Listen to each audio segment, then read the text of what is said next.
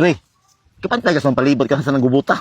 Pilipinas, bawar na. Gubuta kayo. Ang nakabantay, uy, simple man tayo beta nyo. Tapi ato pa rin, day. Pangutan-on na lang kayo mga kalagay. Kita mo yung duha diri. Hindi sa pa yung pinakadabis ni presidente mo. Madali lang sa akong makapila-pila ng mga hisgutanan, pre. Tingali ako maipit. Uy, sa ito pa, neutral ka?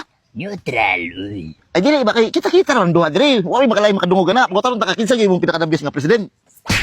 Ato-ato na ni pre. Away, makadungog kita na duha diri. Kita naman duwa diri, no? Oh, sige na.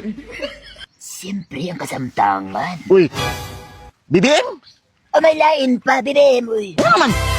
Siya pala yung nakabuhat, ani, pre, wanay lain. Ano sa yung nabuhat ay? Sa tibaw kasaysayan, siya pala yung nakabuhat, ani. Nga ang bago pang itanong nga humay, naani na ditsu. Ano ba? Ang kumpiyansa naman kawayo ka. Matay. Di pa na mao, pre. Mao pa tayo rason, pre, nga.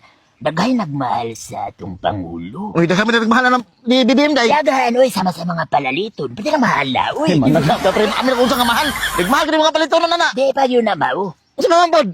Ang dating kalinaw na himong kagubot. Na, sino na nanapan Sino kumpiyansa naman kayo ka. Mana imong day, mo na vice president, imo na day? Mao ganino. Mao ganino. Doon ako panawagan sa itong Pangulo. Unsan po na? Nga, dili lang siya magtagad sa mga basher. Pasag din ang mga mananap. Kaya wala kabalo. Ano naman? Ay, punta diri nga ikaw, nasayod kasi mong kagalingon. Nga daghan kang nabuhat. Sabi na ba, maayo? Nga way ayo. Episto, tama mo, hindi ako na tayo. Wala, tarong na eh.